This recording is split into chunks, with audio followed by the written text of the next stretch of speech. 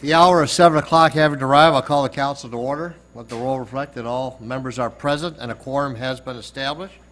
We were going to begin tonight with the presentation of Willis C. Tynes, who's the artist of the, I think it's right behind me here, of the first installment of the permanent art that we're finding as part of the Riverfront Renaissance. However, he's coming from St. Paul, and if anybody's been outside, looking outside recently, he may be delayed. So if he's able to be here before our meeting ends, we'll accommodate our schedule as such. Okay? Next, we have before us the minutes of the regular meeting on June 20th, 2016. Council, is there any additions or corrections to the minutes of that meeting? Seeing none, they stand approved. Council items to be considered. Are there any council items to be considered? Melanie? Thank you, Your Honor and Council. We have two items that we would request your consideration for adding to the agenda. One item is to approve the temporary liquor license for Leduc for a number of dates in July, October, November, and December. And the second item is authorized submittal of a comment letter for Mississippi rulemaking. Of those two items, staff would suggest that the liquor license is appropriate for consent agenda, and the comment letter is appropriate for community development. Thank you, Your Honor. Okay, Council, if there's no objection, we'll put the Mississippi rulemaking as number 2 under the community development portion of our meeting. And let's go to consent agenda. Council, what's your wish? Councilmember Alonji makes a motion with the amendment. Okay, let's move that amendment. Alonji moves the amendment, seconded by Councilmember Vaughn. The Alonji amendment's before us. Is there any discussion to that? Seeing none, all those in favor of that motion say aye. Aye. Those opposed, nay. The motion prevails. We have the consent agenda now before us as amended. Council, Councilmember Nelson makes a motion to approve, seconded by Councilmember Schultz. Is there any discussion to the consent agenda? Okay. Seeing none, all those in favor of that motion say aye. Aye. Those opposed, nay. The motion prevails. Next, we'll go to community development portion of our meeting. We have a resolution tonight to consider, a Type 2 home occupation renewal for 118 Farm Street. John, welcome to the meeting. Thank you, Mr. Mayor, City Council members. This item may be familiar to you. It's been before the council on a couple of occasions in the past. We're asking for tonight as a 5-year renewal on a home occupation permit for David Doffing. He is at 118 Farm Street, located on your map here. It's an R2 district located southwest of 1st Street, Farm Street. He runs a CPA business out of his house and employs one person. The employment of an outside individual unrelated to the family does trigger the Type 2 home occupation requirements, and the reason that we're here before you tonight. Just a recap of what the home occupation license consists of. Anything that would employ someone outside the home, use a portion of the garage, or have traffic levels, customer levels that would not be consistent with a residential home in the neighborhood would trigger these requirements.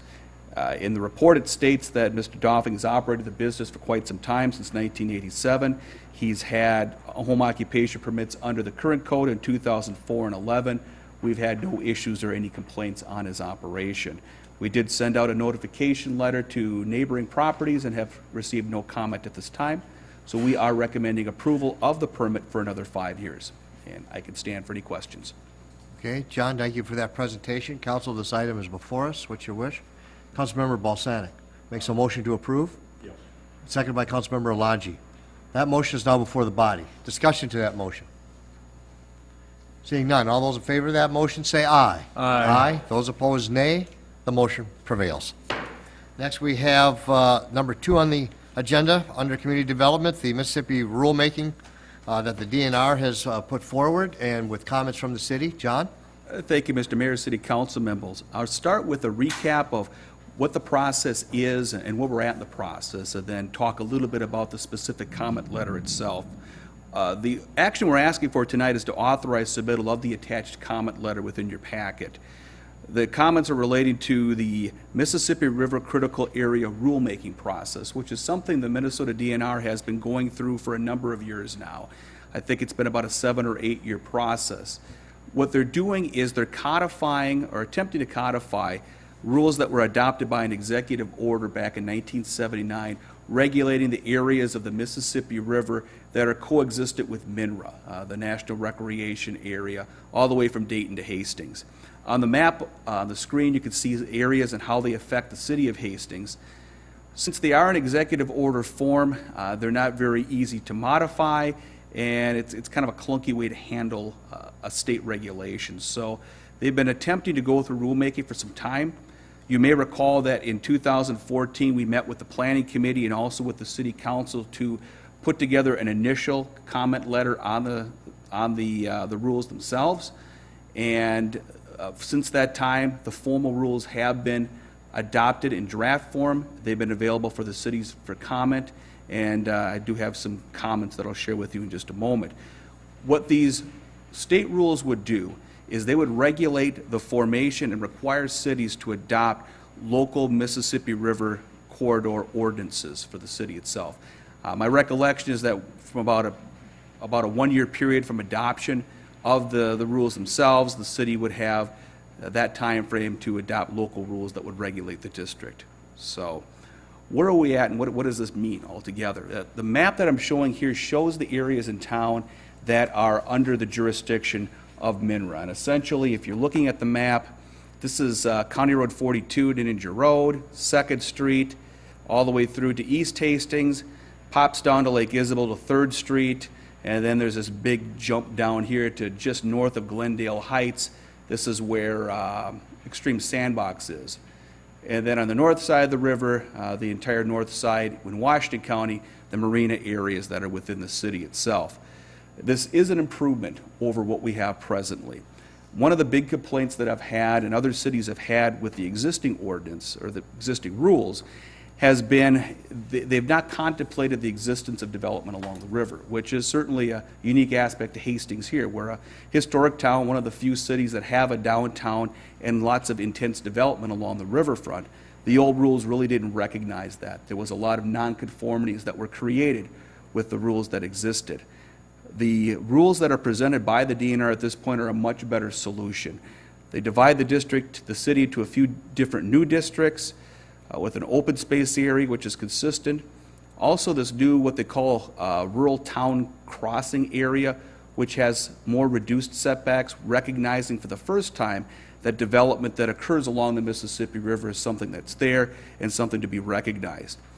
Another key aspect to it is that it created this orange area, this SR, which is essentially a statement from DNR saying these areas really have no effect. So the rules within these areas are quite limited. There was discussion early on about modifying the boundaries of the district to take out areas that really had limited impact on the river. This was kind of their compromise solution to it itself. I've also included within your packet some information that DNR has put out to property owners. The DNR has notified all property owners within the corridor to provide them information on the rules and what happens. This is kind of a cheat sheet of some of the rules and what they would mean. So you have the area right now, which is under the current executive order for rural open space. You can see that the regulations for height and setback are pretty similar. Same with the urban developed area. This new river town crossing area, which is the downtown area of Hastings and areas directly to the west and the east, does provide for a reduced setback, which is a good improvement. And then also having regulations on this SR area where the setbacks are not applicable because of their location and their effect upon the river. These other two down here are not within the city of Hastings. So what they do regulate, and what property owners should be aware of in this circumstance, is they will regulate the setback from the river itself and setback from what they determine to be bluff areas. And we as staff have went through and reviewed the ordinance effect upon existing properties to make a determination and to help us in drafting the letter that you have before you today. In general, they're very good. We do have some questions relating to some of the existing homes and improvements to those homes. They do provide aspects within the regulations that allow properties to be closer to the river, provided that neighboring properties are also of a similar setback. This is something similar to what we have within our local zoning code, so that was a good improvement. However, we do have some concerns about the use of some of the rear yard areas in existing neighborhoods with the 75-foot setback. We're asking for something that would be a little more reduced within those areas, recognizing that the rural open space areas are there to be protected, but recognizing that there's going to be use by people within the more urban development areas along the river, and recognizing that improvements may occur over time. The other major concern is with the SR district itself, those areas that are outside the visible areas. There's still regulations within there. In our feeling, the intent of the district states that it has no effect, so therefore the rules should not be there. And when you take a look at areas like south of County Road 54 and Glendale Road, it's hard to make an argument that areas south of there have an effect upon the Mississippi River and their development. So a lot of what I have in here, it's a long letter. I went through this with as much as I could with a fine-tooth comb, and it's more to be helpful than to really be critical.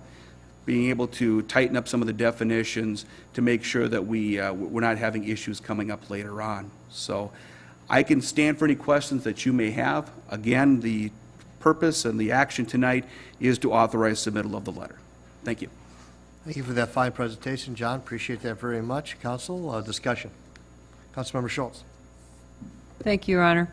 John, first of all, I'm glad that you've given us such a thoughtful layout and a thoughtful letter. What effect do you believe it will have in setting it up to Judge Littman?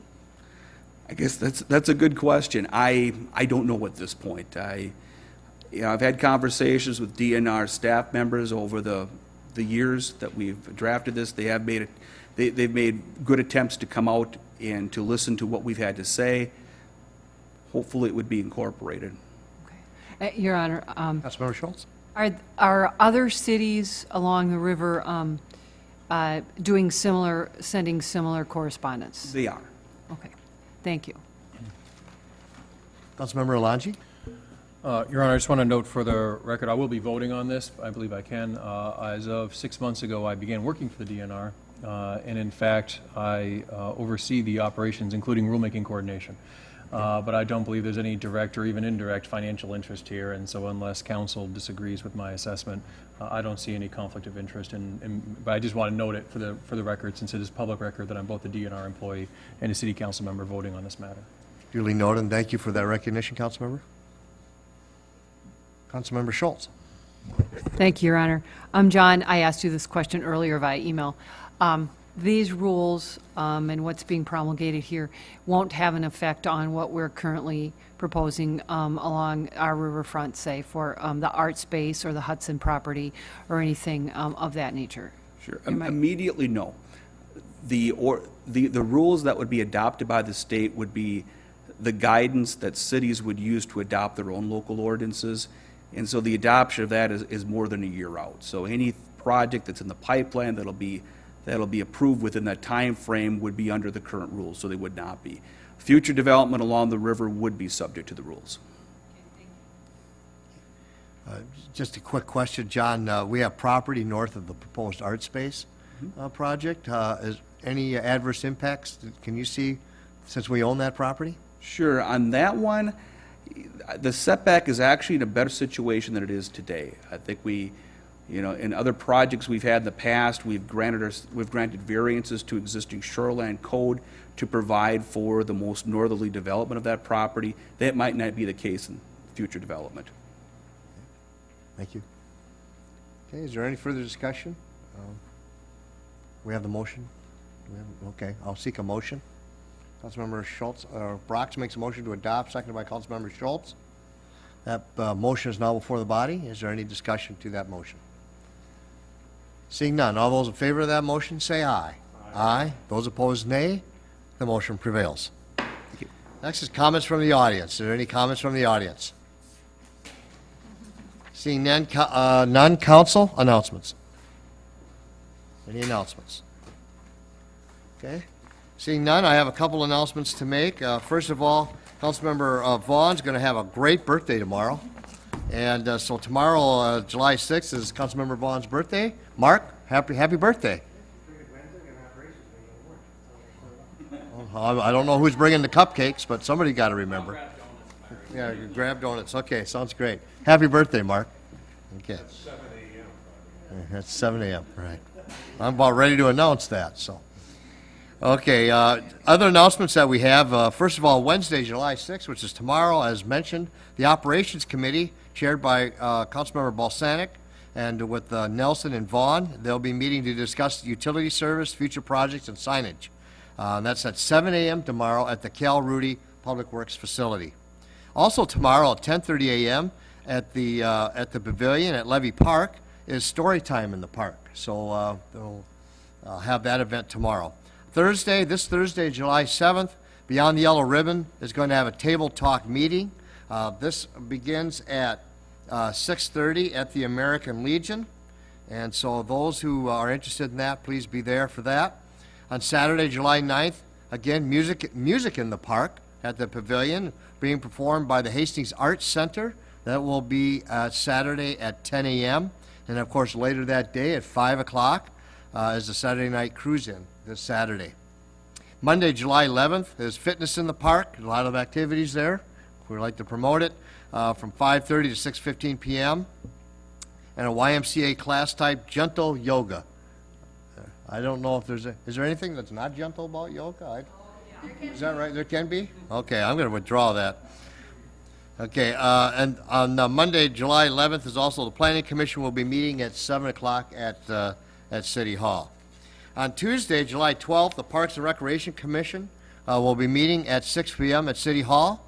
That night is the popular movie series at the Pavilion, Movie in the Park. Pan will be playing, and please bring a non-perishable food item for the Hastings Family Service. And that will begin at dusk at Levy Park next Tuesday, July 12th. Wednesday, July 13th, the Planning Committee, chaired by Councilmember Alonji, with Brox and Vaughn to discuss the 11th Street property. And that will be at 7:30 a.m. at City Hall. On Thursday, July 14th, HEDRA will be meeting at 6:30 at City Hall. And then, of course, we all have something I look very much forward to. July 14th through the 17th will be Rivertown Days here in our great city. And the city's Machinery Hill will be held again this year under the bridge from 9 to 1 o'clock on Saturday of Rivertown Days. So please feel free to come down and look at all the big machinery. And I know the little kids always enjoy it every year, put on the hard hat. Dan, I think I've seen you do that one year. That's exciting. So, but for those, get a chance to go there and enjoy Rivertown Days at the July 14th through the 17th. Also, a special note, the POW MIA hot air balloon will be at Wilson Park that weekend. I believe it's on Saturday from 7 to 9 p.m. for tethered rides and donations accepted. So that'll be a unique event. Monday, July 18th, Council, on your calendar will be our next City Council meeting. Of course, that will be at 7 p.m. On Tuesday, July 19th, Dakota County is currently conducting a study to evaluate improved east-west corridors, transportation corridors in Dakota County. There will be an open house from 4 to 6 at Apple Valley Transit Station on Wednesday, July 20th, and from 5 to 7 at the Wentworth Library in West St. Paul on July 20th. So a lot of things going on there. So Tuesday the 19th at Apple Valley from 4 to 6, Wednesday the 20th from 5 to 7 at Wentworth Library in West St. Paul. Then we'll have music in the park again, and then it will be a Window Vine Band. And I've got written here progressive rock. I thought all rock was progressive, but this says progressive rock, and that's at 7 p.m. at Levy Park. Council, that's all the announcements that I have. There's no further business before our body. Councilmember Balsanic. Yes, thank you, Mayor. Just a question. I have on my calendar a 5 p.m. meeting with MnDOT on the 18th, Monday the 18th. Is that canceled, or is that still tentative? Or have we run them out of town regarding Well, I don't Highway think that's it. 55? I'll seek staff's guidance on that meeting. Highway 55 speed limit. They have been dodging us. I'm gonna have to get back to you, Your Honor and Council. It's not showing up in my calendar, but I know we've got a meeting set up with them to go over agenda. I think it's been rescheduled, though, until later in the year, to be So I can honest with cross you. that off. Yeah, I'll confirm with the full council, though. All right. Okay, Thank very you good. for that question, Councilmember. Okay, there's no other further items before our body. A motion to adjourn is in order. Councilmember Balsanic makes that motion, seconded by Councilmember Vaughn. Non-debatable motion, thank goodness for that. All those in favor of that motion say aye. Aye. Those opposed, nay. The motion prevails, and we are adjourned. Thank you.